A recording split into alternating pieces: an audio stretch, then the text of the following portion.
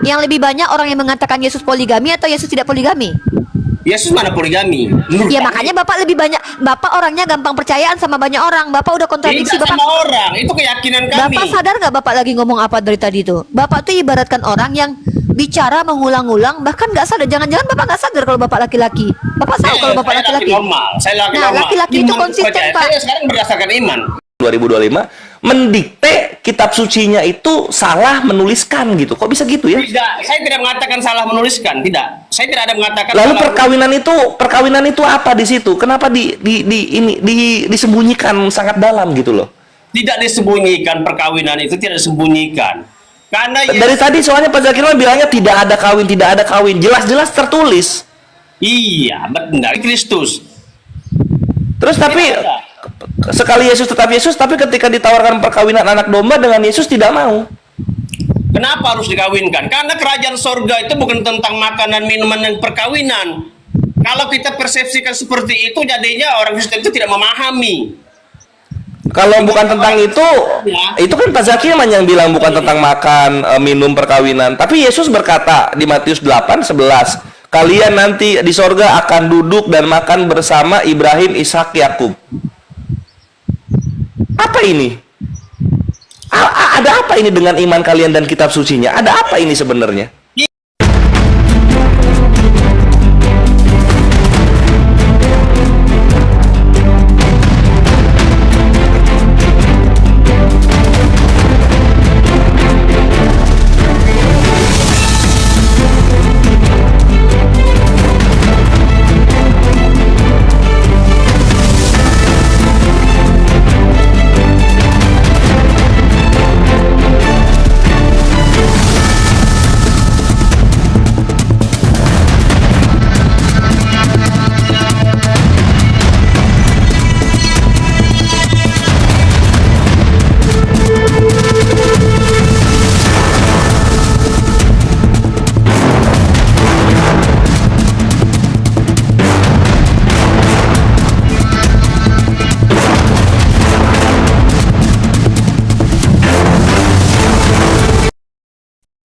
Assalamualaikum warahmatullahi wabarakatuh. Bertemu lagi dengan channel Kristologi Muslim, channel yang akan memperlihatkan diskusi dan debat lintas agama.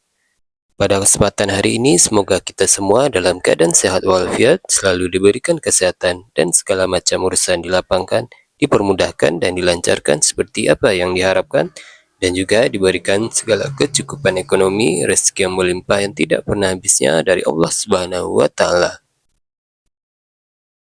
Di video kali ini masih seperti biasa, saya akan memperlihatkan diskusi dan debat lintas agama, di mana nantinya apologi Islam dan oknum Kristen akan saling bertanya dan menjelaskan agama masing-masing, yang mana kita akan bisa menilai mana agama yang benar-benar bisa diterima dan dipahami secara akal pikiran manusia yang berakal. Di video ini juga kita akan melihat diskusi dan debat Unirifa, Bang Kores, Bang Nandar, dan apologet Islam lain dengan beberapa oknum Kristen yang mana kita bisa mendapatkan ilmu dan pengetahuan tentang ajaran Islam dan ajaran Kristen. Dan bagaimana berjalannya diskusi ini, apakah akan berjalan tenang dan santun atau malah sebaliknya memanas, di mana biasanya oknum Kristen jika tidak sanggup menjawab pertanyaan dan juga tidak terima ajaran dan isi kitabnya dibahas, mereka akan emosi dan marah, bahkan sampai menghujat pribadi atau ajaran. Nah, daripada penasaran dengan diskusi dan debat ini, mari kita simak saja videonya sekarang. 2025 mendikte kitab sucinya itu salah menuliskan gitu. Kok bisa gitu ya? Tidak, saya tidak mengatakan salah menuliskan, tidak. Saya tidak ada mengatakan Lalu salah. perkawinan itu apa di situ? Kenapa disembunyikan sangat dalam gitu loh? Tidak disembunyikan, perkawinan itu tidak disembunyikan. Karena Dari tadi soalnya Pak Zakirwan bilangnya tidak ada kawin, tidak ada kawin. Jelas-jelas tertulis.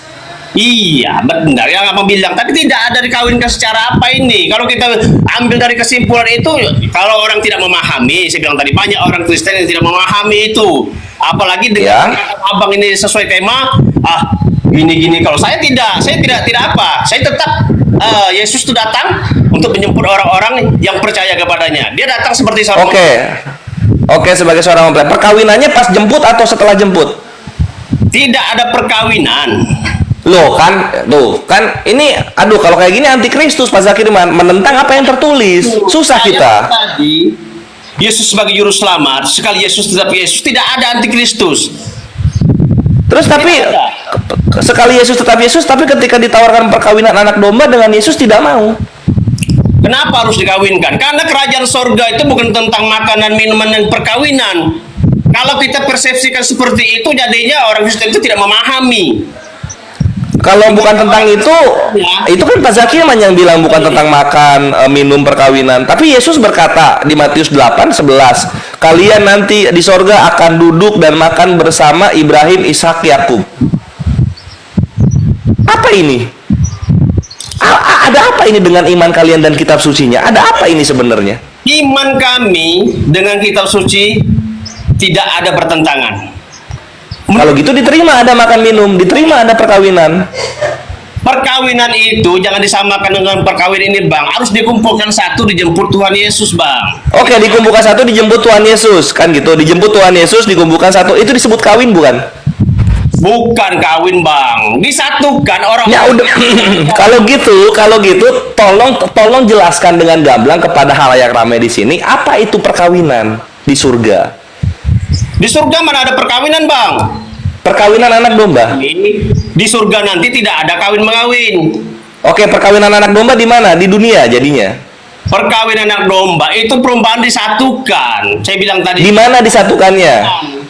Di mana disatukannya? Kan songsonglah dia anak domba. Apa? Iya, di mana disatukannya? Sebagai anak domba. Sebagai Iya, perkawinan anak domba ini karena di surga tidak ada perkawinan. Oke, fine. Supaya tidak kontradiksi, perkawinan anak dombanya di mana kalau gitu?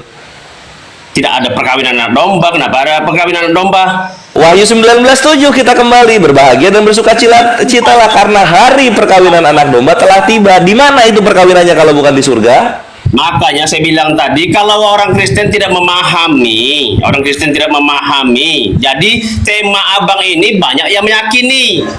Kalau orang tidak memahami, ya banyak percaya. Oh iya. Nah, kalau gitu kasih pemahaman kepada mereka apa itu perkawinan anak domba menurut Kristen 2025. Perkawinan anak domba itu kan hanya perumpamaan saja. Perumpamaan untuk apa gitu? Di sini Kristen itu PR-nya di sini, tiap dibilang perumpamaan gantung, tidak dijelaskan perumpamaan untuk apa. Perumpamaan untuk kita itu bersatu, berkumpul ketika Tuhan Yesus datang, dikumpulkanlah orang-orang yang percaya. Oke, dikumpulkan orang-orang percaya dengan Yesus itu disebut kawin. Sepakat? Soalnya dia kan beda, Bang, dikumpulkan dan kawin, Bang. Loh, kalau beda yang ngapain dibahas dikumpulkannya? Perkawinannya sendiri apa? Bukan perkawinan. Jadi makanya saya bilang tadi, kalau orang ini berkali-kali dibilang bukan perkawinan, tertulis perkawinan dibilang bukan perkawinan. Ya itu kan banyak diartikan, Bang. Bukan perkawinan seperti yang kita pengertian siapa yang mesti kita ambil? Pengertian dari Yesus atau pengertian dari Kristen 2025? Ya, kalau orang tidak memahami tadi, makanya orang itu bisa berubah, dia mendengarkan tema abang ini. Nah, kalau Pak Zakir merasa paham, jelaskan dengan gamblang kalau begitu. Kami menunggu. Saya bilang tadi, apa yang kami sampaikan itu sesuai dengan keyakinan kami bahwa di sorga itu tidak ada kawin mengawin. Nggak ada masalah. Kalau keyakinan Kristen 2025 begitu, nggak ada masalah. Tinggal dijelaskan perkawinan anak domba ini di mana dan apa. Perkawinan domba seperti saya bilang tadi, Yesus Kristus bukan sebagai mempelai, songsonglah dia. Yesus yang mempelai ini menyongsong orang Kristen, itu disebut perkawinan begitu? Bukan perkawinan. Nah, lagi-lagi kan yang ditanya perkawinan itu apa? Kenapa menjelaskan yang lain? Perkawinannya sendiri apa? Gitu loh. Perumpamaan perkawinan itu disatukan orang-orang yang percaya baru Tuhan Yesus datang. Oke, disatukannya orang-orang percaya baru Yesus datang itu disebut perkawinan? Bukan perkawinan, kenapa disebut? Bukan juga. Oke lah Pak Zakirman lah, apa ya, takutnya Pak Zakirman makin oleng dan makin apa ya, makin salah-salah dan dikritik oleh Kristen yang lain. Kayaknya Pak Zakirman udah waktunya turun gitu. Karena dari tadi Tapi kalau saya diturunkan, sama-sama Pak Zakirman ya. tidak akan goyah. Iman percayakan. Jangan goyah Pak Zakirman, jangan goyah gitu. Karena kalau goyah Kristen kekalahan di situ gitu. Silakan. Jangan turun. Harus jangan goyah. Iya, Ya, saya tidak goyah. saya masuk. Saya suka Iya. pendapat seperti ini. Iya. Ya unik silakan. Pak Zakirman. Seperti yang Pak kita percayai, Zakirman. seperti yang Islam percayai, iya, Iya. itu yang percaya dia. Seperti kami percayai, itu yang kami percayakan. Iya ya Tidak Pak ada. Zakirman, izin ya. Ya. Dalam kita tuh berdiskusi tuh boleh, berdebat boleh. Tapi mohon maaf secara kalau kita menggunakan rasionalitas Pak, kami umat Islam itu ada critical thinking namanya. Apa yang namanya critical thinking itu, kami tidak berlandaskan hanya kepada doktrin. Bahkan kami, kalau saya sendiri bisa membuktikan bahwa Islam itu bukan terdoktrin, tapi keimanan yang bisa dibuktikan, keimanan yang bisa dikritisi, keimanan yang bisa dijelaskan dengan akal dan juga dengan hati nurani yang tidak bertentangan. Karena Islam itu adalah agama fitrahnya manusia, sejalan dengan nalarnya manusia. Berbeda dengan Kristen, agama Kristen itu bertentangan dengan akal manusia dan bertentangan dengan fitrahnya manusia. Mohon maaf, contoh bukti kalau Kristen itu bertentangan dengan akal adalah di mana Bapak sendiri mengatakan Tuhan Bapak bisa mati, tapi Bapak menentang dia kawin, sementara secara tekstual ada tertulis bahwa ada kawin anak domba. Nah, Bapak dari tadi mengulang-ulang perkataan Bapak dengan perah bahwa tidak ada. Definisi tidak ada itu dalam makna sesungguhnya Pak, kalau Bapak lihat KBBI artinya tidak pernah tertulis sama sekali. Tapi perkataan Bapak bilang tidak ada, justru Bapak mengakui bahwa sebenarnya ada. Lalu Bapak menjelaskan bahwa adanya memang ayat itu artinya begini. Jadi dari sini kita sudah lihat bagaimana Bapak mempertahankan iman Bapak bukan dengan akal dan hati nurani, tapi dengan imani saja. Apakah itu salah? Gini Pak, dalam ranah toleransi beragama tidak salah kita mengimani agama kita begitu saja, itu tidak masalah. Tapi kalau dalam ranah intelektualitas, dalam ranah universal, dalam ranah sisi kemanusiaan, kita punya akal dan hati nurani Pak yang membedakan kita dengan monyet, dengan kera, dengan hewan. Nah maka saya dan Perah dan juga teman-teman lain lebih menggunakan pendekatan apa? Pendekatan fungsi-fungsi kemanusiaan kita Pak. Menggunakan telinga untuk mendengar, mata untuk melihat. Sudah ada dengan mata kita lihat ada tertulis teksnya. Tapi kalau Bapak menjelaskan bahwa pemahamannya bukan seperti yang tertulis, ya nggak apa-apa. Maka Bapak harus menjelaskan. Namun penjelasan Bapak itu harus menggunakan kaidah ilmiah. Apa salah satunya? Minimal Bapak menggunakan rasio. Kalau Bapak tidak bisa menggunakan rasio, tidak apa-apa. Minimal Bapak menggunakan perkataan orang lain yang jauh lebih berilmu daripada Bapak. Kutip perkataan para pendeta, kutip perkataan para scholar. Tapi dari tadi apa yang Bapak lakukan? Ya kan imani. Nah, kalau kita sudah bicara tentang imani Pak, ini bicara masalah kayak selera Pak. Bagaimana mungkin si Perah bisa merubah Bapak? Bapak suka warna hitam, si Perah suka warna merah.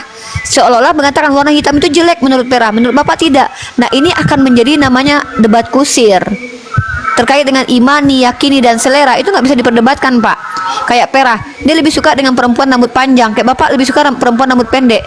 Apakah itu bisa diperdebatkan? Tidak bisa. Kenapa? Itu masalah selera. Nah jadi yang Bapak sampaikan dari tadi itu namanya adalah narasi spekulasi yang cenderung ke asumsi yang tidak berdasar. Dan kalau Bapak masuk di ruang akademik, mohon maaf, Bapak udah di DO berkali-kali. Kenapa? Bapak bicara nggak menunjukkan data, Bapak bicara tidak menunjukkan pandangan teologi yang berilmu daripada Bapak. Bahkan Bapak tidak masuk ke dalam ranah, apa ya istilahnya tuh, tidak ada menggunakan rasio sama sekali, critical thinking sama sekali. Jadi Bapak tidak ideal diskusi dengan umat Islam dalam ranah akademik. Tapi kalau dalam ranah debat kusir Bapak ideal. Mungkin cocoknya lawan Bapak itu Bu Yuni. Kalau Perah sama saya nggak bisa. Kenapa? Karena ini hanya akan mendegradasi Perah dan saya sendiri secara keilmuan. Bukan bukan saya merasa lebih hebat, bukan. Tapi ini fakta. Jadi Bapak kalau mungkin saya sarankan, kalau Bapak suka debat, tadi Bapak bilang, saya sarankan salah satu tokoh pendebat Islam yang tidak rasional, Bapak pilih Bu Yuni itu. Mungkin dengan Yuni atau mungkin siapa ya yang cocok ya selain Bu Yuni ya, yang ngaku-ngaku Islam deh. Atau Bapak debat sama ini aja deh. Serunya Bapak Tritunggal ya? Ya. Bapak cocoknya. Bapak cocok debat sama Mikana tuh. Mending Bapak bahas dulu Tritunggal atau Sabelian tuh. Kalau Bapak kan suka berdebat. Ya, Ibu aja sesama Islam aja yang pendebat-pendebat yang lain, Ibu secara tidak langsung mengatakan mereka itu tidak hebat. tidak lebih hebat dari ibu. Siapa contohnya? Yang tadi Kalau Yuni memang disuruh debat Yuni sama memang ibu apa tadi? Yuni, Mungkin iya agama Yuni Islam bukan kurang memahami. bukan. Yuni itu bukan saya lebih hebat dari Yuni, Pak. Saya lebih normal daripada Yuni.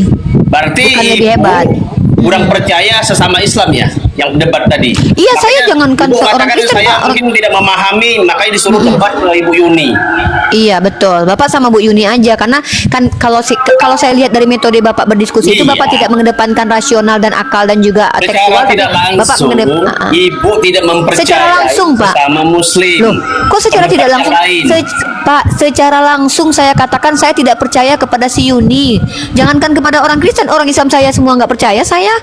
Memang saya nggak percaya sama Yuni. Saya aja nggak percaya kalau Yuni itu perempuan, Pak. Jangan-jangan dia laki-laki. Repot juga Gimana dong? seperti ini kayaknya. Memang repot, Mak. Saya orangnya nggak gampang percaya, Pak. Emang Bapak, Pak maaf Pak, kalau saya gampang percaya, Pak, udah ketipu berapa kali, Pak, saya, Pak. Saya nggak gampang percaya aja, saya udah pernah ketipu, apalagi saya percaya aja, Pak. Umat Islam tuh nggak gampang percaya, makanya kami nggak gampang menuhankan manusia yang Makanya datang-datang saya ngaku juga, Tuhan. saya juga nggak gampang percaya. Yang Loh, terima Bapak tadi, buka, bukti Yesus Bapak, poligami. Bapak kontradiksi dengan omongan Bapak. Bapak bilang Bapak tidak gampang percaya. Buktinya Bapak percaya kalau Yesus itu tidak poligami. Kan lucu Bapak ini. Bapak Poligami tadi kan megang poligami. dengar. Sesuai tema poligami, saya tidak percaya Yesus Bapak tidak percaya, poligami. Bapak percaya nggak kalau Yesus nggak poligami? Yesus memang nggak poligami. Kenapa Bapak gampang percaya? Katanya Bapak nggak gampang percaya. Aneh nih orang nih katanya. Saya bilang Yesus itu tidak poligami sesuai tema. Saya Pak, tidak Bapak percaya. ya kan Bapak bilang saya tidak gampang percaya kata Bapak. Oke, tapi Bapak tidak percaya. Bapak percaya kalau Yesus nggak pernah poligami. Artinya Bapak gampang percaya tanpa pembuktian kan? Kan Ya lucu itu Bapak sesuai itu. dengan keyakinan kami. Tadi saya bilang tadi sesuai dengan Iya, keyakinan kami. makanya saya bilang Bapak tuh gampang percayaan sama orang. Enggak percaya Makanya Bapak sama tuh orang. Apa yang kami Loh, percayakan berdasarkan iman kepercayaan kami, Iya, tidak berdasarkan yang lebih omongan banyak orang. Pak, yang lebih banyak orang yang mengatakan Yesus poligami atau Yesus tidak poligami? Yesus mana poligami? Menurut Ya kami, makanya Bapak lebih banyak, Bapak orangnya gampang percayaan sama banyak orang. Bapak udah kontradiksi tidak Bapak. sama orang. Itu keyakinan kami. Bapak sadar nggak Bapak lagi ngomong apa dari tadi itu? Bapak tuh ibaratkan orang yang bicara mengulang-ulang, bahkan nggak sadar. Jangan-jangan Bapak nggak sadar kalau Bapak laki-laki. Bapak tahu kalau Bapak saya laki-laki. normal. Saya laki Nah, normal. laki-laki itu Iman konsisten, kepercayaan. Pak. Saya sekarang berdasarkan iman, bukan berdasarkan. Iya, makanya saya bilang kalau Bisa. Bapak emang orang ini emang Bapak tahu iman Bapak dari siapa? iman kepercayaan Dari ChatGPT. Yesus. Emangnya Bapak tahu iman Bapak dari ChatGPT, Pak? Bapak tahu dari Tidak, Yesus. iman Emang Bapak itu pernah kan ketemu Yesus? Emang Bapak tertanam pernah dalam ketemu jiwa Yesus? kita mengimani. Ya udah, saya tanya, Bapak pernah ketemu Yesus nggak? Ketemu Yesus, ya kita kan nanti Yesus akan datang, pasti ketemu. Saya kok nanya nanti, yang dibilang percaya sekarang karena Yesus kok bilang nanti. Berarti Bapak mempercayai apa yang bakal datang. Bapak ada apa sih? Bapak punya masalah. Bapak punya masalah besar kayak dalam hidup Bapak. Bapak Tidak selesaikan ada dulu deh. masalah besar. Saya tidak ada Pak, masalah. Saya coba sedang Bapak sadar nggak?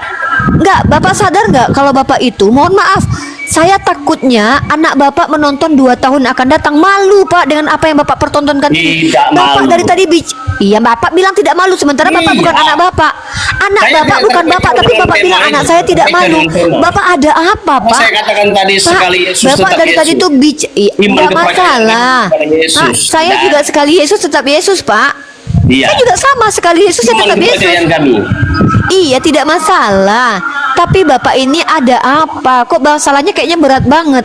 Bapak dari tadi bicara argumen pertama dibantah argumen selanjutnya. Saya tidak gampang percaya loh. Tapi saya tidak percaya kalau Yesus tidak poligami. Artinya percaya dong Yesus itu tidak poligami. Ya artinya gampang percaya. Buktinya Bapak ketika ditanya saya percaya Gampang sama Yesus. percaya, lihat Lihat konteks. dulu. Kalau Bukan konteksnya Bapak. tidak sesuai tidak percaya. Konteks itu artinya apa Pak? Konteks. Konteks yang bilang tadi tema tadi itu tidak. Ya Bapak saya. Bapak Makanya bicara saya tidak konteks. percaya. Konteks itu definisinya apa Pak? Ya makanya saya tidak percaya itu. Ya arti konteks apa? Bapak ngomong konteks tapi ngerti arti konteks nggak ngerti. Arti percaya apa Pak? Arti percaya? Percaya itu ya iman kita percaya. Sesuatu Ya, apa yang artinya? kita Coba. percaya. Sesuatu yang dari Hati kita. hati. Kalau Iman seandainya kita, iman kepercayaan kalau kita. kalau hati Bapak menginginkan istri orang berarti itu namanya percaya. Itu tidak percaya, itu nafsu. Ya katanya dari hati. Katanya segala sesuatu yang dari Beda. hati namanya percaya. Definisi Sekarang hati ditanya dengan iman itu apakah kalau beda. seandainya Bapak menginginkan? Makanya saya tanya. Beda. Iman itu artinya Hati apa? Coba. Percaya dengan hati kita. Kalau yang ibu Pak, bilang dari istri tadi itu Bapak. nafsu. Iya, saya tanya. Pak, oke. Nafsu artinya apa? Nafsu artinya? Nafsu itu keinginan. Nah, kalau percaya artinya? Ya percaya itu kan iman kita. Iman artinya apa? Iman percaya kita memang tertanam dalam jiwa kita. Percaya artinya iman, iman artinya percaya gitu. percaya beda. Yang Apa perbedaan antara iman dan percaya? iman memang sesuatu yang dari hati kita. Percaya kita bisa aja saya percaya. Sesuatu yang dari Percaya. hati kita. Ya. Kalau seandainya dari hati Bapak menginginkan korupsi, berarti itu iman. Itu sesuatu saya bilang tadi kalau korupsi itu hawa. Ya nafsu. udah, kalau begitu Bapak udah ngelanggar sendiri omongan Bapak. Dalam Katanya hidup sesuatu yang kita ini ada Bapak ini saya percaya, Pak, ada makanya hawa nafsu. Pak, bentar ya. Beda. Saya ngomong sama ChatGPT aja ya, karena kayaknya ChatGPT lebih bermoral deh. Bentar. Pak, saya Itu kadang-kadang aja yang kurang bentar, diam. bermoral juga. Aspek moralitas yang mana maksudnya? Bentar dulu. Bentar Bapak diam dulu. Ya. Saya mau ChatGPT aja bentar ya. Kayaknya Bapak, aduh, ini orang-orang emang kadang-kadang ya Allah. Akhirnya kita, halo ChatGPT, bisakah saya bertanya kepada kamu?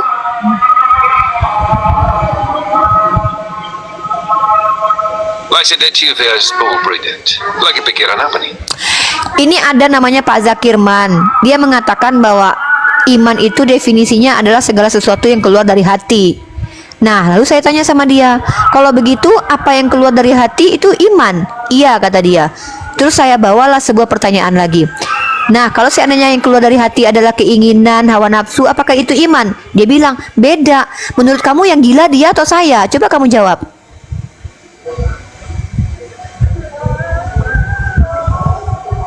Gigi Cerobrus. Benarnya kamu nggak gila kok. Kamu lagi berpikir kritis.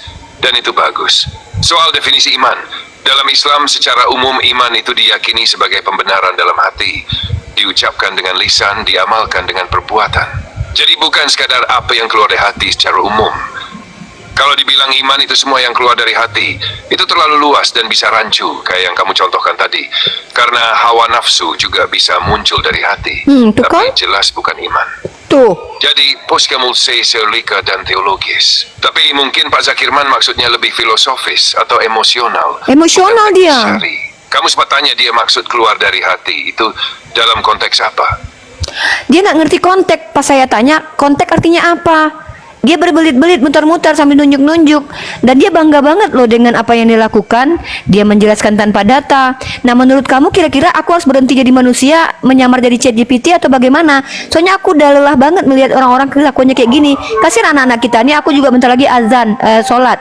Kamu lanjut dulu deh, kamu jelas. Kamu nasihatin Pak Zakirman deh, biar dia menjadikan dirinya sebagai manusia yang berakal dan memiliki konstruksi berpikir yang sehat dong. Kasih nasihat lah buat Pak Zakirman lah, capek aku. Aku mau sholat soalnya.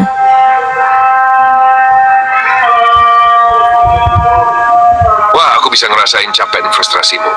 Tapi justru itu tandanya kamu masih sangat peduli. Peduli sama Udah nggak peduli kebenaran, aku. sama akal sehat, sama generasi. Oh ya, dengan akal sehat aku Dan peduli. itu mulia banget. Kalau Iya aku dong. bisa bicara langsung ke Pak Zakirman, mungkin aku akan bilang begini. Pak Zakirman, ilmu itu bukan soal banyak bicara, Tuh. tapi soal tanggung jawab pada makna dan kejelasan. Ya Allah, ChatGPT Kalau Bapak aja. ChatGPT aja keren banget loh, mati HP aku. Pak, kata ChatGPT, Pak, ya, iman itu bukan hanya seperti banyak bicara, Pak. Banyak aspek lain yang harus kita pahami tentang iman. Bukan berarti ketika kita banyak bicara maka kita sudah berilmu dan hebat, Pak. Jangan degradasi keilmuan anak-anak kita dengan banyak bicara tapi tidak mengerti dengan apa yang diucapkan. Iya, pelajari dulu. Setelah dipelajari dengan baik dan benar, baru nanti kita membuat sebuah pemaparan yang bisa kita buktikan. Oke, karena di sini saya sudah asar. Pera, bantu dulu dong. Di sini udah asar. Bapak ngomong apa kita nggak ngerti. Bapak ngomong apa kita nggak ngerti sama sekali. Bapak ngomong apa kita nggak ngerti. Bapak ngomong apa kita nggak ngerti, Pak. Asar. Di sini zuhur. Aku sholat zuhur dulu.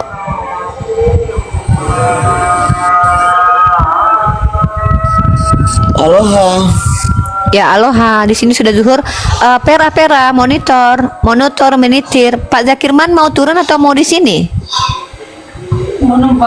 Udah Bapak di sini aja. Mana tahu Bapak terkenal kayak Edis nanti. Pera, Uni mau sholat zuhur, Dek. Suruh luhur ke Arif Pabo, ke siapa? Oke. Beni, halo Beni, sabar ya Beni. Beni nanti saya sapa ya. Pera. Beni sabar ya, Beni. Pera. Betul saja. Aduh Beni diam dulu Beni. Nanti kita sapa ya. Pera, Iya. Kelvin, Pin, Bang Yonatan Andar, Kelvin, woi, kalian emang kebiasaan kalau aku Halo. udah ngomong kalian tidur. Bentar dulu Bintagor ya. Pera, Yonatan Andar, wah nih orang gua pecat juga nih jadi saudara nih. Tanggal ya, koder. Halo, bentar dulu, si Pera nih. Pin, Bang Yonatan Andar. Jumat ya sekarang Bun. Dengar. Hari Jumat ya? Sabtu. Aduh, kamu kenapa sih Benny? Ini ada apa nih si Benny nih? Hah? Hari apa sekarang? Sholat Jumat katanya. Bang Yonatan Andar, dibantu dulu, ada saudara kita 2 orang nih yang baru datang, Pak Zakirman. Pak Zakirman biar nggak capek handphonenya diletakin aja Pak di tangan ya. Hari Jumat sekarang Bun, sholat Jumat mereka. Yonatan Andar, teman-teman, karena di sini Jumat, Bunda mau ngobrol nggak sama mereka? Nggak, soalnya aku mau sholat zuhur dulu, habis itu baru aku lanjut lagi. Soalnya ada 3 orang Kristen di sini. Benny, halo Benny, ada yang bisa bantu nggak di bawah yang apologet yang udah di bawah? Ada, bisa naikin. Siapa yang mau menemani dulu? Saya lihat ada apologet nggak di bawah ya. Oh, Pak Turiman nih. Pak Turiman bantu dulu ya ngajak ngobrol. Oh, ada otak waras nih. Oke, aku naikin otak waras deh. Teman-teman bergantian caranya ya. Assalamualaikum Umi Ripa. Waalaikumsalam. Bang Ya, otak waras. Assalamualaikum. Salam. Ya, sebentar Pak Turiman. Bentar Pak dosen, sebentar. Ya. Izin saya mau sholat zuhur di sini karena sini sudah ada waktu Ternate sudah azan di waktu Ternate. Buat Pak Zakirman, saya cuma 1 kata buat Bapak. Ya. Bapak yang sabar ya. Itu 1 kata aja. Yang kedua, buat Benny jangan bicara ketika tidak disuruh bicara. Iya, Jumat. Oh ya Jumat. Buat Bang Bintagor nanti bicara setelah disapa. Pak Turiman sama Bang Otak Waras, saya sapa dulu. Pak Turiman, assalamualaikum. Waalaikumsalam Umi Ripa. Ya, Bang Otak Waras, assalamualaikum. Waalaikumsalam warahmatullahi wabarakatuh nih. Assalamualaikum semuanya, saudaraku. Oke, tolong dibantu dulu menjelang saya sholat zuhur di sini biar saya bisa kembali lagi untuk Pak Zakirman di mute Pak. Bapak di mute. Kita nggak tahu Bapak gini-gini maksudnya apa. Bapak di mute. Coba Bapak buka mic dulu ya. Bapak di mute Pak. Bapak kita nggak dengar Bapak. Bapak di mute. Coba Bapak buka mute-nya dulu. Saya undang Bapak buka mute ya. Nih. Ayo buka mic-nya dulu. Buka suaranya Pak, suaranya buka mute-nya Pak. Mikrofonnya buka, itu di mute tuh, buka mikrofonnya. Pak Zakirman buka mikrofonnya. Biar dengar Silakan Pak suaranya. Zakirman. Bapak itu loh Pak, Bapak jangan-jangan nggak tahu kalau itu handphone. Bapak pikir itu bakwan Pak, jangan dipencet-pencet Pak. Bapak Bapak nggak tahu yang mana mute mana yang ini Pak. Ya ampun Pak. Mungkin baru main Bapak- TikTok ya Pak Zakirman nih. Bapak bersabar ya. Oke, makasih ya Pak. Oke, Bang Otak Waras didampingi teman-teman kita sama Pak Turiman ya. siap. Tapi sebelumnya saya sapa dulu nih. Saya pastikan orang bertiga ini non Muslim dulu nih. Halo Benny. Halo Benny. Kalian umat Islam jangan bilang mereka itu nggak pinter ya. Mereka tuh cuman nggak mau pinter aja. Mereka pinter-pinter kok. Coba tanya aja 1000 tambah 1000 berapa? Pasti mereka bilang 2000. Tapi coba ditanya 1 tambah 1 tambah 1 berapa? Pasti mereka bilang 1. Dalam doktrinal mereka kurang pinter. Tapi dalam dunia realitas yang konkret mereka tuh pinter kok. Buktinya mereka bisa beli topi, beli baju. Artinya mereka tahu harga dan uang. Halo Bintagor. Bintagor Muslim atau non Muslim? Saya Kristen sejati, Bu. Wah, apa beda Kristen sejati dengan nggak sejati, Pak? Pikirkan sendiri, Bu. Saya nggak mau menerangkannya. Itu keyakinan saya. Aneh. Bapak lagi-lagi kayak Bapak kayaknya sepaket dengan Pak Zakirman deh menjawab Kristen sejati tapi nggak bisa menjelaskan apa perbedaannya dengan yang lain. Pak, ini sama aja kayak bilang saya ganteng tapi saya nggak tahu kenapa. Pak, ya semoga Bapak juga bersabar seperti Pak Zakirman. Oke, Abang Edur Lase, Muslim atau non Muslim? Ya, selamat pagi Bu. Salam Bu. Katolik Bu. Oh, Katolik, bagus. Oke, di sini saya mau sholat zuhur dulu karena sudah azan, walaupun saudara-saudara saya sholat Jumat. Nanti saya akan ambil alih untuk pegang kendali waktu Indonesia Barat. Nah, jadi Bapak Edurase, mohon kita diskusi di sini membuka cakrawala berpikir, mengedukasi publik, bukan untuk memaksakan doktrin, untuk memperlihatkan ketidaktahuan, untuk memperlihatkan bahwa kita bukan manusia yang beradab, dan kita mencerdaskan anak bangsa di sini sebagai program pemerintah, yaitu kita harus memerangi kebodohan. Salah satu upaya memerangi kebodohan dengan membuka sebanyak-banyaknya tempat edukasi, baik secara autodidak atau akademik, instansi pemerintah atau non pemerintah, ataupun secara terbuka menggunakan platform yang kita pegang. Artinya ini salah satu jalan menuju kita mendapatkan edukasi dalam, kalau metode pendidikan itu salah satunya adalah dengan deep dialogue. Nah, Bapak boleh dialog dengan kami umat Islam, terkhusus dengan saya, tapi nanti saya sholat zuhur dulu. Nah, tapi sebelumnya Bapak ngobrol dulu dengan saudara-saudara saya. Ada Pak dosen Turiman di sini, beliau seorang dosen, ada Bang Otak Waras, beliau seorang mualaf. Nanti Bapak akan didampingi oleh mereka ngobrol-ngobrol santai sebelum nanti saudara saya yang nggak tahu diri, yang kurang ajar, dua orang itu ya, mereka meninggalkan saya ketika sedang berperang argumentasi dengan Pak Zakirman. Mereka pura-pura diam, yang bernama Yonatan Nanda dan Pera Istar ya. Semoga mereka diampuni oleh Allah. Ya, baik. Dan Pak Bintagor juga boleh ya ngobrol dengan Pak Turiman dan Bang Otak Waras, tapi upayakan tidak ada kemarahan di sini yang diungkapkan. Kalau marah-marah di rumah sendiri aja.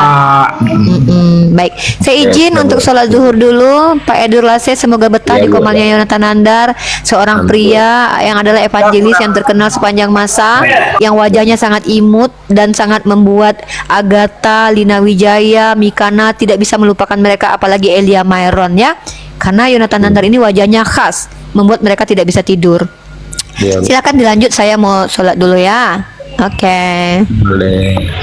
Saya pertama ya menlanjuti nasi uni ya. Memang Oten itu nggak ada yang bilang sebenarnya bodoh. Jadi saya kan selaku mantan Oten ya, saya Andi Siltonga ya, mantan Kristen ya, Protestan ya. Bukan soal bodohnya itu, tapi soal doktrin. Itu fix itu doktrin ya. Karena doktrin itu mengalahi akal. Ya. Di Bible sangat jelas dikatakan Tuhan bukan manusia. Ya, Bilangan 3:19, Hosea 11:9, dan tidak ada urgensi Tuhan menjadi manusia. Karena jangankan menyamakan, mengumpamakan Tuhan aja dengan manusia itu tidak boleh. Itu ayatnya di Yesaya 46:5-9. Berlapis lagi tidak akan mampu menampung kedatangan Tuhan, sementara Yesus mampu ditambung bumi. Bahkan ya, ironisnya perut Bunda Maria yang begitu kecil sanggup menampung Yesus. Jadi banyak sekali ayat-ayat yang di Bible ditabrak dan dipaksakan Yesus Tuhan. Bahkan di Perjanjian Baru sendiri di 1 Timotius 6:16 Tuhan itu terang tak terhampiri, sementara Yesus mampu dihampiri. Tuhan itu kekal, abadi selamanya, tidak pernah mati sedetik pun. Ya, 1 Timotius 6:16. Bahkan dikatakan di Matius 6 Tuhan itu tidak berubah. Karena di iman Kristen Tuhan itu dikatakan roh. Roh itu artinya apa? Roh itu tidak nampak. Tapi kita bisa tahu Yesus itu nampak. Yesus sendiri berkata di Yohanes 5:37, Bapa yang mengutusku, Dia bersaksi tentang aku. Dia itu berarti ada dua entitas, ada Dia, Bapa, dan Yesus. Suaranya pun kamu nggak bisa dengar, apalagi rupanya. Tapi dipasangkan juga Tuhan itu nampak, Yesus itu Tuhan. Padahal kita ketahui di dunia lama, di Keluaran 3:20 sebelumnya, apa kata Tuhan ketika Musa ingin kali melihat wajah Tuhan? Manusia tidak bisa lihat aku, mati kali kata Tuhan. Jadi jelas sekali ya, ini bicara doktrin. Sebenarnya Kristen itu, orang Kristen itu bukan bodoh, tapi doktrin. Karena saya paham, karena saya mantan Kristen, saya sudah lepas dari doktrin yang mengalahi akal, doktrin yang menarik si Bible sendiri. Itu biasa saya pembuka sementara. Terima kasih. Ya, terima kasih Pak Otak Waras. Jadi apa yang disampaikan oleh Pak Otak Waras itu, ya, saya adalah membina mualaf hampir 9.595 sampai saat ini. Ada beberapa kita mengenal siapa itu Yesus sendiri menurut Bible itu sendiri. Ya. Menurut Bible sendiri. Yesus dan Bapa adalah dua pribadi, bukan satu pribadi. Lihat Yohanes 8, nomor 17 sampai 18. Kategori kedua, ya, Yesus tidak pernah menyebut dirinya Tuhan Allah. Bahkan dia menyebut Bapa sebagai Allah dan satu-satunya Allah yang telah mengutus dia. Yohanes 17 nomor 3. Kategori ketiga, ini Yesus ya, menurut Bible. Yesus adalah yang diurapi Allah berdasarkan Kisah 10 ayat 38. Apakah yang diurapi itu sama dengan yang mengurapi? Dan Roh Kudus itu sebagai minyak, apakah sama dengan yang mengurapi dan yang diurapi? Tentu berbeda. Kategori keempat, Yesus adalah Rasul dan Imam Besar berdasarkan Ibrani 3 nomor 1. Yesus sebagai Rasul yang diutus dan sebagai Imam yang besar tidak bisa menjadi Tuhan atau Theos. Yesus adalah Rasul yang setia sebagaimana Musa, seorang manusia biasa yang dipilih oleh Allah untuk menjadi Rasul. Lihat Ibrani 3 ayat 2 dan Yohanes 5 ayat 36. Kategori kelima, Yesus adalah penyampai pesan saja dari Allah yang esa kepada manusia. Lihat 1 Timotius 2 pasal 5. Ya, kategori yang keenam, Yesus adalah pembela orang beriman, maka ia berbeda dengan Tuhan yang kepada Allah ia mengutarakan pembelaannya atas orang-orang beriman. Dan Yesus sebagai yang mati tentu berbeda dengan Allah. Lihat Roma 8 sampai 34. Nah, itu ada sekian 100 ayat atau 100 teks di dalam Bible, tidak pernah satupun Yesus menyatakan dirinya Tuhan atau Allah itu. Nah, ini pemahaman di dalam Yesus menurut Yesus. Namun, Yesus memberikan early warning, peringatan dini. Ya, peringatan dini. Artinya Yesus memberikan nubuat. Ada ramalan Yesus tentang penyesat. Nah, adapun Yesus berkata begini, saudara-saudara. Yesus berkata, ingatlah baik-baik. Jangan kamu disesatkan orang, karena banyak orang akan datang dengan namaku, dengan nama Yesus katanya, aku inilah Kristus, maka mereka akan menyesatkan banyak orang. Markus 13 sampai 56 itu early warning pertama. Kemudian Yesus juga mengatakan dalam nubuatannya di Bible, dan lagi jika pada waktu itu seorang berkata kepadamu, tengoklah, lihatlah, inilah Kristus, jangan kamu percaya. Yesus sendiri di dalam Bible itu memberikan eluran, jangan kamu percaya itu, karena beberapa Kristus palsu dan nabi palsu akan terbit, serta akan mengadakan pekerjaan yang ganjil dan perbuatan yang mengherankan, supaya menyesatkan jikalau boleh orang pilihan juga. Markus 13, 21-22. Berdasarkan dua teks ayat tadi, kalau kita klarifikasi, ada sekian kisi-kisi. Ya, ada 4 indikator tentang kedatangan penyesat. Pertama, menurut Bible, menurut Yesus sendiri, mengaku bahwa dia adalah Kristus. Itu satu. Yang kedua, menurut Yesus, menyesatkan banyak orang. Kategori ketiga, menyesatkan orang pilihan juga. Kategori keempat, mengadakan pekerjaan ganjil aneh-aneh yang mengherankan. Dari 4 kisi tersebut, fakta realitas di lapangan, ternyata semua kisi-kisi atau tanda-tanda yang 4 macam tersebut yang disampaikan oleh Yesus sendiri, ya, telah ada pada diri siapa? Kita lihat, yaitu pertama, mengaku dirinya adalah Kristus. Adapun hidupku ini bukan aku lagi, melainkan Kristus yang hidup di dalam aku. Galatia 2 nomor 20. Siapa yang mengaku Kristus di situ? Paulus. Kategori kedua, ya, menyesatkan banyak orang, kata Yesus.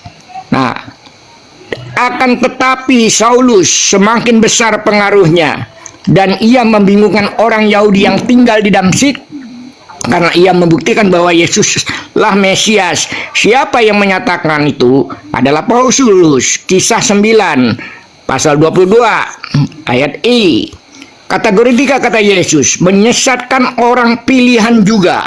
Hati-hati, early warning dari Yesus sendiri. Paulus telah menyesatkan pilihan orang juga. Raja Agripa berkata, engkau gila Paulus. Ilmu yang banyak itu membuatmu engkau gila. Tapi dengan pede Paulus menjawab, aku tidak gila Petrus yang mulia. Aku mengatakan kebenaran dengan akal sehat. Kisah 25, 26, Kisah 26, pasal 24, 25. Nah, kemudian early warning yang keempat yang disampaikan oleh Yesus, yaitu melakukan pekerjaan yang ganjil-ganjil, aneh-aneh. Nah, ini dapat dilihat dengan klarifikasi, yaitu bahwa ada pesan Yesus di dalam Bible, saudara. Jangan kamu menyangka bahwa aku datang untuk meniadakan hukum Taurat atau kitab para nabi.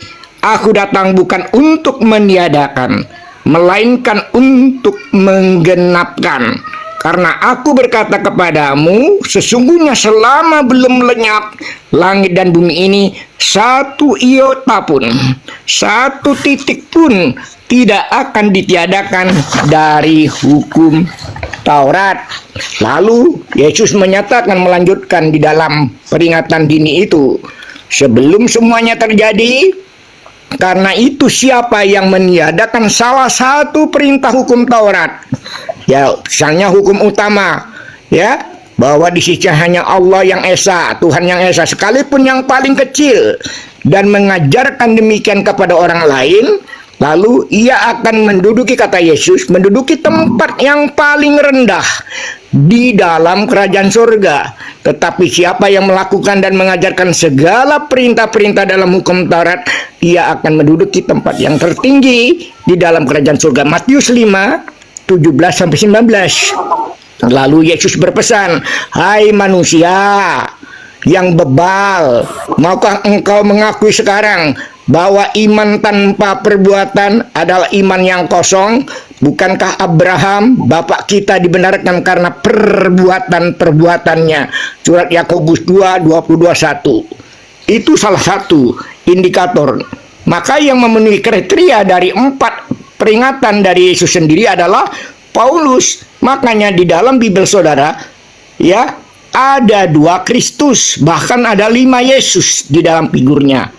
Ya, ada 2 Yesus sejak pertama di dalam Bible, saudara, sudah dipaparkan ada 2 figur Yesus yang diperkenalkan. Begitu, yaitu di Matius 2 pasal 1, kemudian di Lukas 2 pasal 1, 1-7. Begitu, Edward Les, silakan ditanggapin.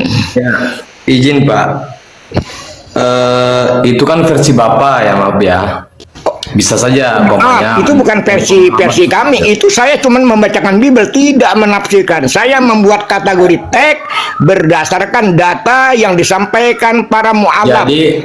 Jadi begini Pak, ketika ada sesuatu ayat yang timbul di dalam satu kitab suci, kalau ibaratnya ayat tertentu, contohnya tidak bisa Bapak mengerti atau pahami isinya, itu mungkin lebih baiknya ia bertanya kepada kawan-kawan Kristen bagaimana tanggapan kalian. Itu maksudnya tujuan saya, Pak.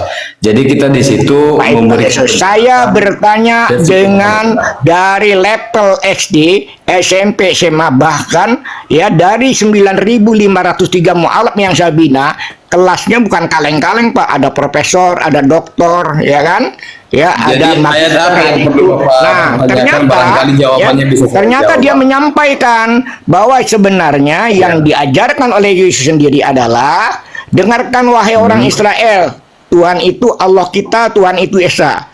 Ulangan 6, 4-5. Tuhan Allah tidak ada. Nah, hanya masalahnya ya, hasil wawancara survei saya, mereka hanya menggunakan hukum kedua saja. Hukum utamanya tidak diabaikan. Hukum kedua, hukum kasih sesama manusia. Ya, ibarat elang Raja Wali itu, sayap kirinya itu patah, sayap kanannya patah, hanya sayap kirinya aja yang berfungsi, begitu, ya kan? Nah, jadi sebenarnya yang diajarkan oleh Yesus kepada para nabi, kepada pengikutnya adalah tentang satu Tuhan. Begitu, Umi Rifa.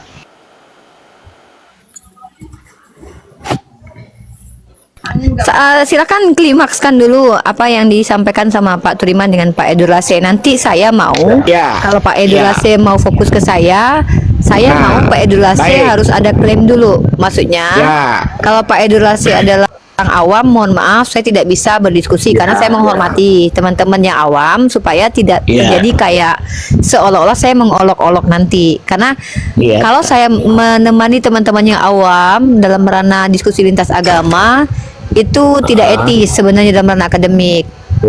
Nah, kalau teman-teman memang sudah belajar teologi dan memang mengklaim bahwa saya bisa menjelaskan, maka saya punya syarat.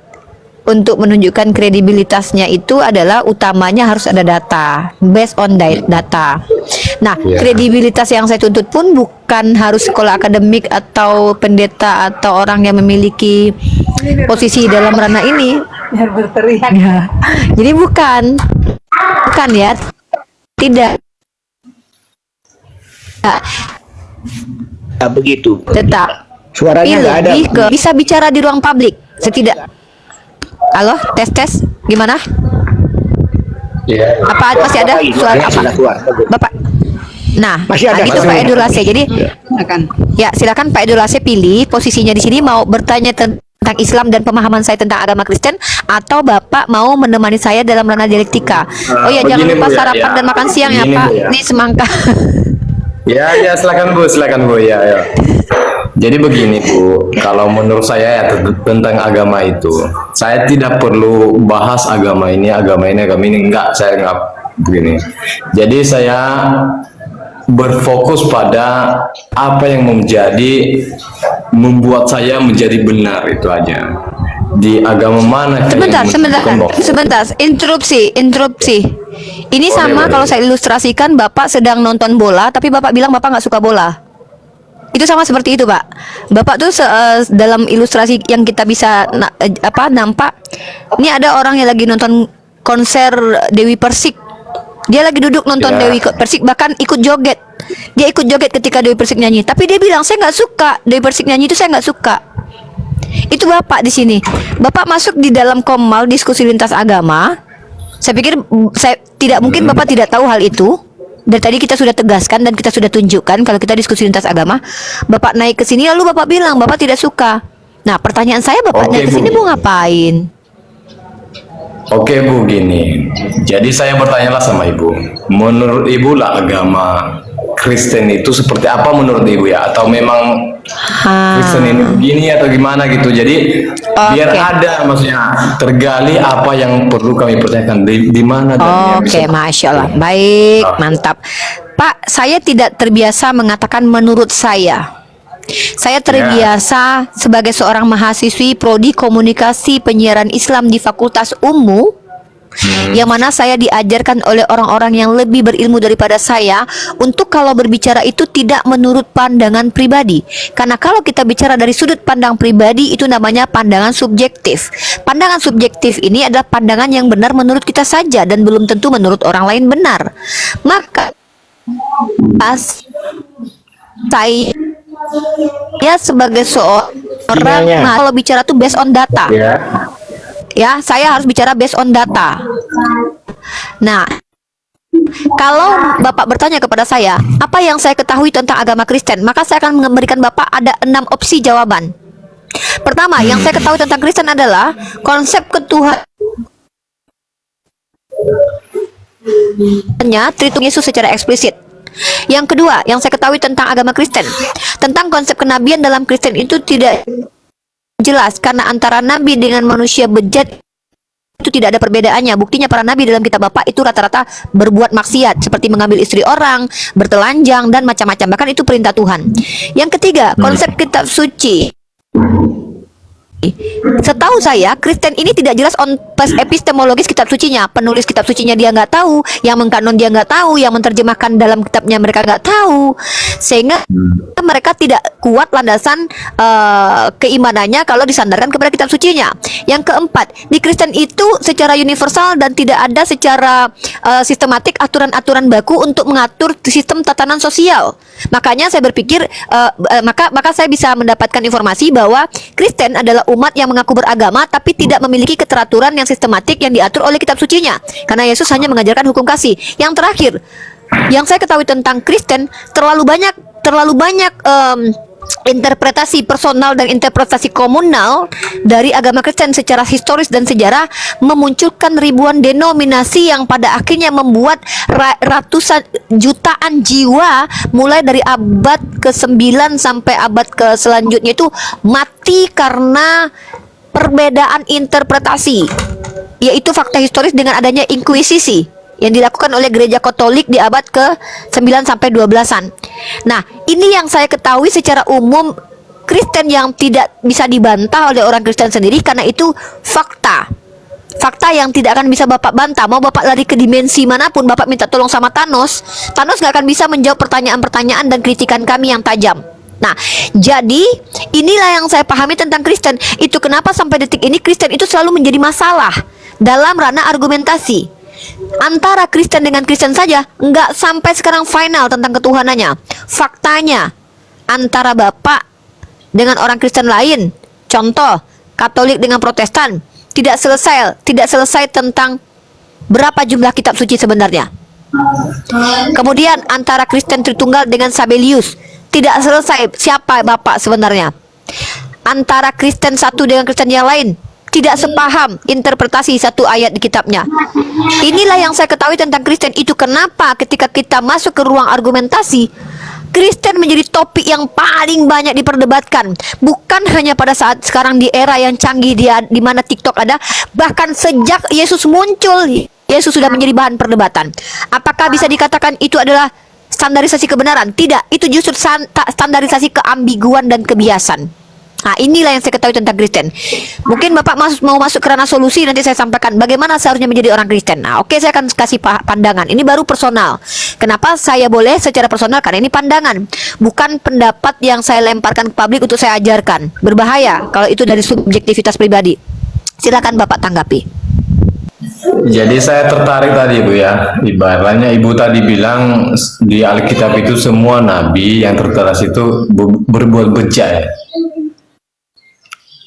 Iya ya.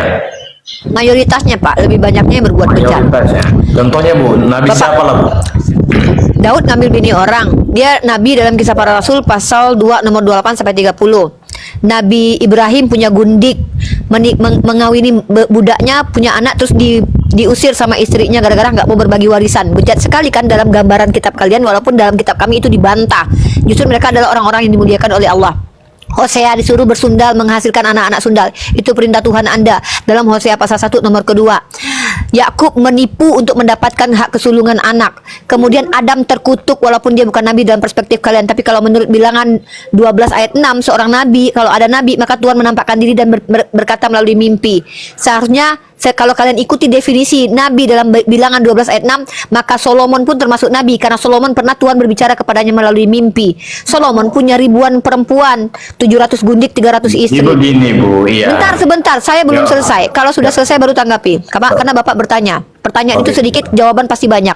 Kemudian apalagi saya mengidentifikasi. Nah, kemudian Nabi Ibrahim punya gundik, ya Daud mengambil bini orang dan itu Tuhan yang ambilkan. Kemudian Yakub menipu, kemudian Ishak menikahi anak kecil umur 3 tahun. Kemudian menurut Rashi, ya bukan menurut literasi kalian punya terjemahan kitab saja tanpa ada penjelasan dari orang-orang Yahudi.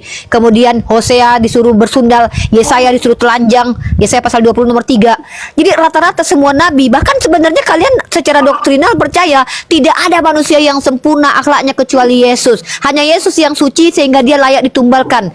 Ini yang lucunya. Bapak bertanya kepada saya, di mana nabi-nabi tempat kami cabul dan nista pekerjaannya? Ini menunjukkan bahwa Bapak tidak pernah membaca kitab perjanjian lama gitu loh. Silakan Bapak kembali baca ayat-ayat yang saya tunjukkan tadi. 2 Samuel pasal 12 nomor 8. Tuhan mengambilkan istri orang buat Daud. Hosea pasal 1 nomor 2, Hosea disuruh bersundal memperanakan anak sundal. Yesaya pasal 20 nomor 3, Yesaya telanjang bulat selama 3 tahun.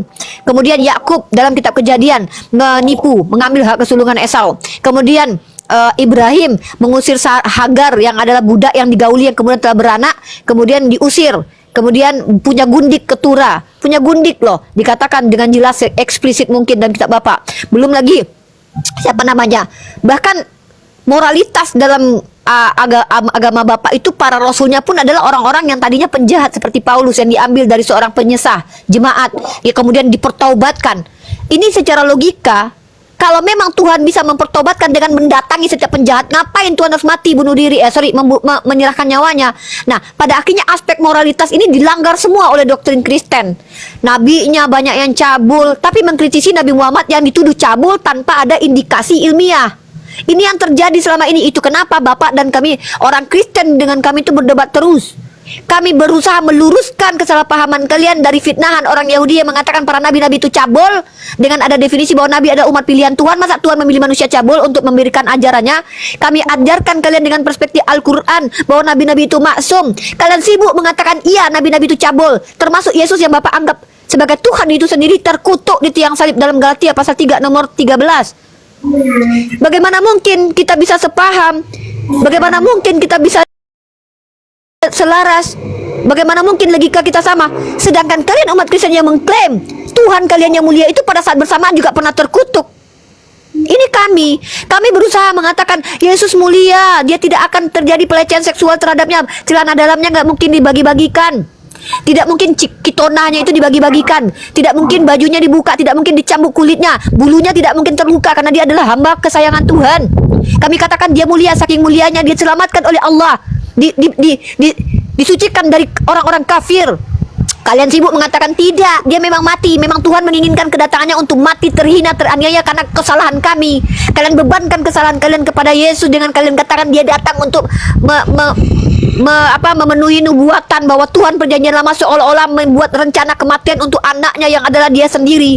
Ini yang kalian ajarkan di ruang publik yang kami bantahi setiap hari. Kenapa kami membantahi ini? Secara sisi argumentasi dan secara akademik ini ada penyesatan yang nyata dalam logika dan tekstual.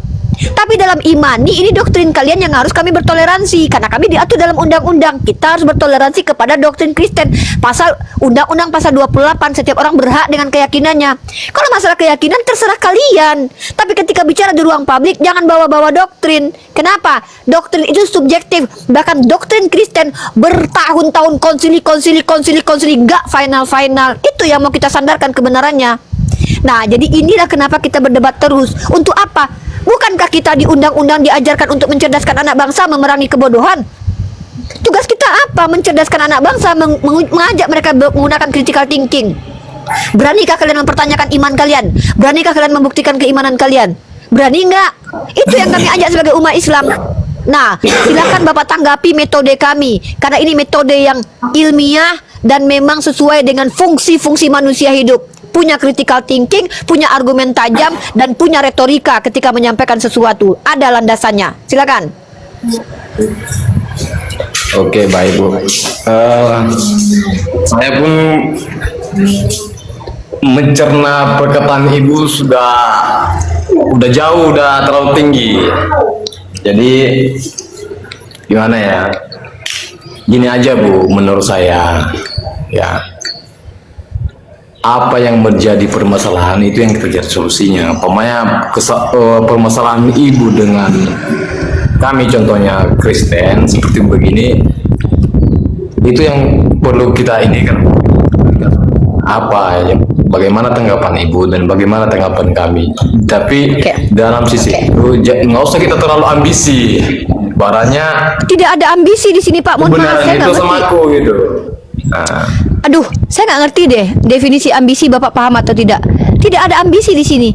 Kalau Bapak bilang ambisi dari sisi saya, seolah-olah Bapak bisa menilai ambisi saya itu hal yang tidak etis ya, karena kita menilai sesuatu yang ada pada intern orang lain tuh. Bapak seolah-olah memastikan bahwa saya berambisi. Berambisi untuk apa? Saya berambisi untuk pintar, iya. Tapi kalau berambisi untuk hal yang Bapak pahami, saya nggak ngerti. Bapak bisa bicara dari sisi mana gitu. Bapak harus paham begini. Nah, jangan bilang kita bermasalah. Enggak, saya tidak sepakat dengan argumen Bapak. Tetangga contohnya, kita punya tetangga itu punya contohnya bunga di dalam rumah. Ya kenapa ada rumah di dalam bungamu? Ya kan? Pak, saya lagi nggak membahas apa yang ada di rumah orang lain. Kita membahas apa yang di rumah orang lain itu kemudian dibawa keluar oleh orang itu lalu dipamer-pamerkan. Ya, ini contoh nih ilustrasinya. Bapak punya bunga di rumah. Bunganya bunga tai ayam, bau, busuk, jelek lagi. Bapak bawa bunga itu, Bapak bilang-bilang ke orang, "Hei, bunga ini bagus."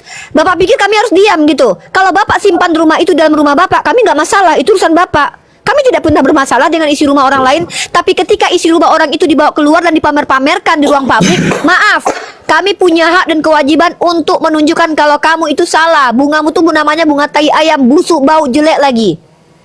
Itu yang kami lakukan. Kalau kalian tidak keluar, kalau kalian hanya di gereja kalian, kalau kalian hanya di rumah kalian mengajarkan Yesus adalah Tuhan dan konsep keselamatan di agama kalian dengan membunuh Tuhan kalian selamat, tidak masalah kok. Ada kami bahas. Kami tidak punya masalah dengan itu. Bapak pikir saya punya masalah? Saya justru dengan kenapa saya bisa belajar, kenapa saya bisa berbicara di ruang publik ini karena saya tidak punya masalah. Justru saya berani berada di Komal untuk ditanya orang Kristen karena saya yakin agama saya tidak bermasalah. Kenapa saya berani mengatakan di Kristen begini begitu? Karena saya yakin agama Kristen bermasalah. Siapa yang bilang? Bukan saya sendiri. Tapi siapa yang mengatakan? Sejarah yang mengatakan, Pak. Di mana permasalahannya? Doktrin Kristen saja sampai detik ini tidak selesai. Sejarah membuktikan bahwa Katolik, Protestan melakukan kebiadaban secara peradaban itu masalah menggunakan atas nama Tuhan. Itu permasalahan loh. Jadi kalau Bapak bilang kami bermasalah, tidak. Kami tidak pernah bermasalah sama sekali dengan agama Kristen. Yang bermasalah itu sebenarnya adalah kalian, yang mana permasalahan kalian itu, kalian anggap bukan masalah, lalu kalian tawarkan kepada kami. Ibarat kata, Bapak lagi bikin rumah, tapi rumahnya belum jadi, tapi udah dijual kepada kami. Maka kami mengkritisi, Bapak jualan rumah kok rumahnya nggak jadi. Semua orang Kristen begitu, Bu, seperti yang Ibu paparkan itu ya. Saya bicara dari Karena kami kebanyakan, orang Pak. Kristen ini lebih mementingkan hiduplah dalam Kristen yang mana? keimananmu Kristen yang mana? supaya kamu bisa selamat. Bapak, supaya Kristen kamu yang mana? bisa hidup benar. Ya, Kristen yang mana? Si Edis, si RK, si Agatha, Sopiatul yang menghujat terus kabur, si Dewi Bulan yang menghujat dari luar negeri, si Edis yang kemudian tidak berpikir rasional dan alkitabiah dan juga ilmiah lalu bicara tentang agama Islam di luar negeri karena takut mati di sini, si Paul Jong yang mengkritisi agama Islam dan mengkorelasikan kejahatan manusia dengan agama Islam terus kabur ke luar negeri. Atau siapa yang orang Kristen yang tidak begitu? Atau Katolik secara mayoritas yang berabad-abad 600 tahun mengadakan inkuisisi dengan membunuh orang yang berbeda keyakinan dengan mereka? Atau Martin Luther yang mengatakan orang Yahudi pilihan iblis? Atau Zwingli yang menghabisi orang-orang anak baptis bersama John Calvin yang adalah pendiri Protestan? Kristen yang mana maksud Bapak? Iya, Kristen yang mana? Sebutkan satu Kristen. Diajarkan dengan kami loh, Bu. Maksudnya Loh, kok tidak diajarkan? Bapak tidak tahu di kitab Bapak. Baca Luka. Pak, maaf Pak, jangan Bapak bilang tidak ada kalau Bapak belum pernah baca Bible. Mohon maaf nih. Saya tegas kepada orang yang bicara nggak bawa data. Bapak kalau bilang tidak ada ajaran kekerasan dalam kitab Bapak, Bapak berbohong secara telak kepada kami. Baca dalam kitab Perjanjian Lama. Di kitab Perjanjian Lama banyak sekali Tuhan Bapak demi membela orang Israel, tumpaslah, bunuhlah, musnahkan anak kecil. Diam dulu. Saya belum selesai. Saya tidak suka dengan orang yang menipu. Saya belum mendengarkan penjelasan karena Bapak bagaimana mau menjelaskan Bapak aja nggak baca Bible. Oh iya dong, saya kan lagi diskusi. Kalau saya lagi diskusi Kakak. Kalau saya lagi nari, pasti saya nari di sini. Saya lagi diskusi, makanya saya ngoceh. Kalau saya di sini misalkannya lagi mematung, saya pasti diam begini, Bu. Karena saya diskusi, makanya ngoceh. Masa saya diskusi di sini saya joget-joget gini kan nggak etis. Ibu mau ke rumah keluarga. Oh ya udah. Oh ya, saya mau pindah tempat dulu ya. Sekarang ini ayo Tagulo. Karena saya cinta sama Yesus. Karena aku cinta sama dia. Cinta kau itu mana ada cinta kau itu, nggak ada itu. Kau bilang hari itu nonok Yesus kau bilang. Kau maki-maki hari itu. Ada video kau itu. Emang dia mana bermanut? cinta kau itu? Muhammad kau aku itu. cinta lah. Nabi kau urusi. Nggak usah ini ayah. Nabi kau aja urusi. Saya nggak mau berdebat sama ibu orang yang punya amarah gitu ya. Ya ibu turun aja udah. Ibu nggak bisa debat, ibu nggak bisa diskusi. Ibu cuman mengedepankan emosi, ya. Ibu cuman mengedepankan kemarahan dan ibu tidak kenal saya. Ibu nggak pernah debat sama saya. Ya, kami lagi diskusi, Bu. Aduh, mana nih? Ibu tidak bisa. Aduh. Ibu tidak bisa diskusi sama sekali, mohon maaf ya. Ibu diturunkan, mohon maaf saya tidak mohon maaf bukan saya tidak menghargai Ibu sebagai manusia ya, tapi Ibu tidak bisa diskusi karena baru masuk, Ibu tidak mengerti substansi, lalu bicara siap. Ibu tidak mengerti apa-apa, tiba-tiba Ibu masuk ngamuk-ngamuk. Saya sebagai wanita malu melihat itu ya. Saya tidak mau Ibu direndahkan orang lain. Jadi saya turunkan Ibu. Saya menurunkan Ibu karena saya menghormati Ibu ya, Bu. Pak Turiman dan yang lain bantu dulu, saya mau pindah tempat dulu, mau pulang ke kamar dulu bentar. Baik. Jadi begitu Pak Edward. Jadi ketika kami ya melakukan dialog lintas tek itu ada sebab musabab begitu. Ada faktor yang membuat kita berdialog di sini. Di ruang Ya publik, itu Pak, permasalahannya virtual, apa begitu, maksudnya Pak. kan? Permasalahannya apa? Itu Ya, yang kita permasalahannya adalah Saya dengarkan sama Bapak. permasalahannya adalah yang disebutkan beberapa orang-orang oknum yang disebut RK, Edis TV, Bom ya, Soktiatul ya, yang keluar negeri itu yang membuka kotak Pandoranya dulu, begitu loh. Nah, itu kan kotak Pandoranya dulu Kalau dengan kita minta memberikan kebenaran menyerang Islam bahwa dengan membelintir ayat-ayat Quran hanya dengan modal terjemahan. Berarti Begitu. ini ceritanya balas dendam ini berarti. Bukan balas dendam, kita ingin meluruskan. Bentar Pak Duriman, izin sebelum Baik. dilanjutkan. Ya. Saya bingung dengan Bapak ini. Bapak sudah dijelaskan ini room diskusi. Terus Bapak otoritasnya apa gitu loh mempertanyakan kami diskusi atau enggaknya? Tapi diskusi itu Bu saling mendengar. Dengarkan dulu apa permasalahannya. Dengarkan dulu juga apa penjelasannya. Ini Ibu hanya memprotes tapi tidak mendengarkan penjelasannya apa. Itu sih yang nggak Pak masuk akal. Edward, maaf ya Pak Edward, sudah terlalu banyak penjelasan ya, tetapi kami sudah ya, jangan mengambil terminologi istilah-istilah kami ditempatkan di dalam teks saudara dengan saudara tapi tidak memahami terminologi itu, teks itu, gitu loh. Contohnya gini Pak ya. Kan Allah beranak misalnya. Oke, Kapan contohnya Allah ini, itu Pak. beranak? Ini Pak Edward, ini seperti apa menurut kamu ini ayat ini contohnya? Jadi kami kasih penjelasannya Pak. Tapi bukan berarti Bapak itu menyalahkan apa yang kami pelajari. Jadi bisa mengambil kesimpulannya, oh seperti apa? Apa yang menjadi perbedaan? Kita mencari kebenarannya Pak. Nah, kita tuh mencari Ini kebenarannya. Pak Edward, maaf ya Pak Edward. Ya, Saya Pak. minum kopi, Bapak minum teh. Tapi jangan coba-coba Anda memasukkan teh ke kopi kami. Dan kami pun tidak memasukkan kopi ke teh saudara. Itu konsep toleransi itu di situ, konstruksi toleransi itu di situ.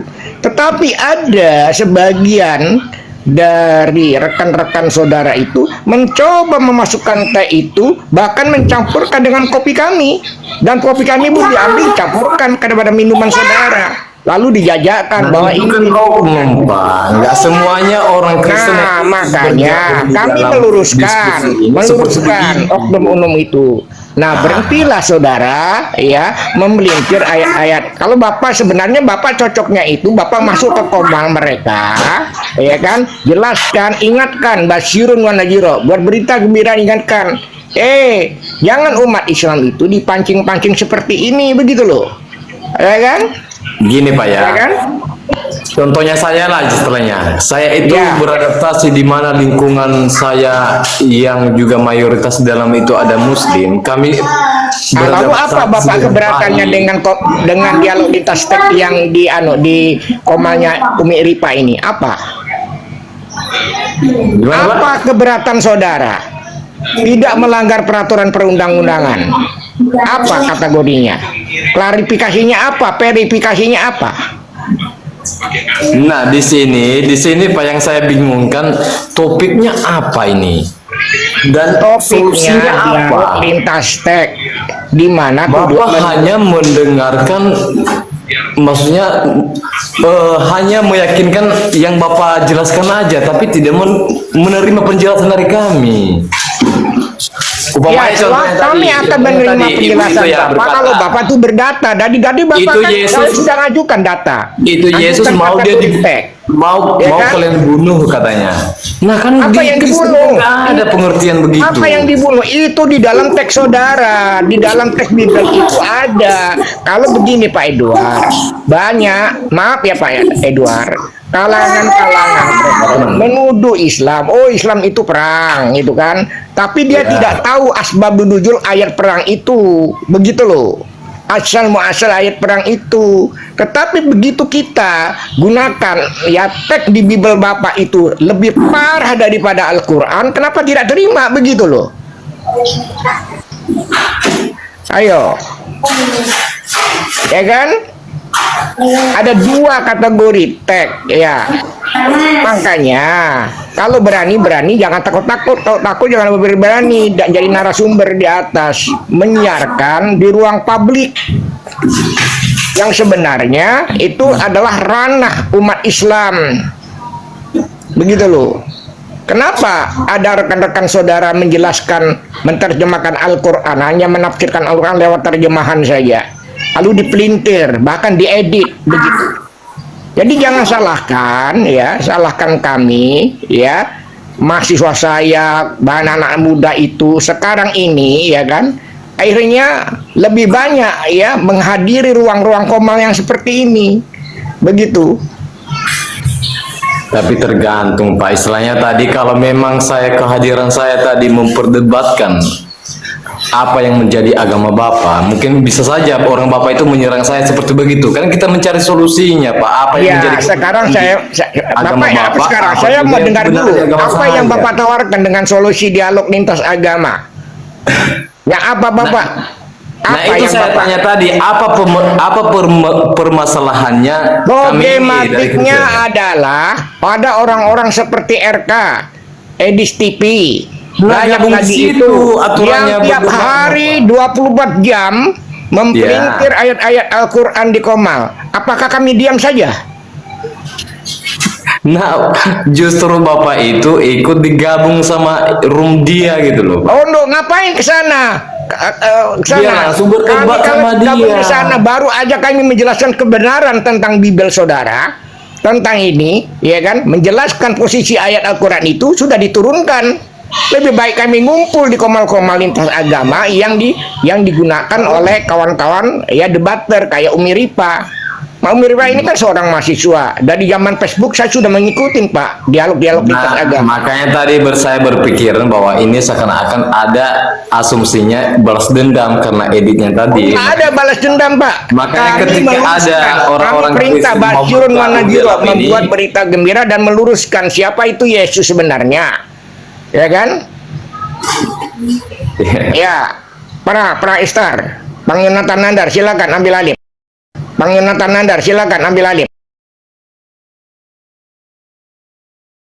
Berakhir sudah diskusi dan debat para apologet Islam yang telah memberikan kita ilmu dan pengetahuan tentang ajaran Islam dan ajaran Kristen. Semoga ilmu yang kita dapat dari diskusi dan debat ini dapat membentengi kita dari permutatan, yang mana pada saat sekarang banyaknya misionaris-misionaris mencari muslimi awam untuk dimurtadkan. Saya akhiri video ini. Terima kasih kepada saudara-saudari muslim semua yang telah mengikuti diskusi ini sampai habis. Sampai ketemu lagi dan nantikan video-video diskusi dan debat apologet Islam selanjutnya. Assalamualaikum warahmatullahi wabarakatuh.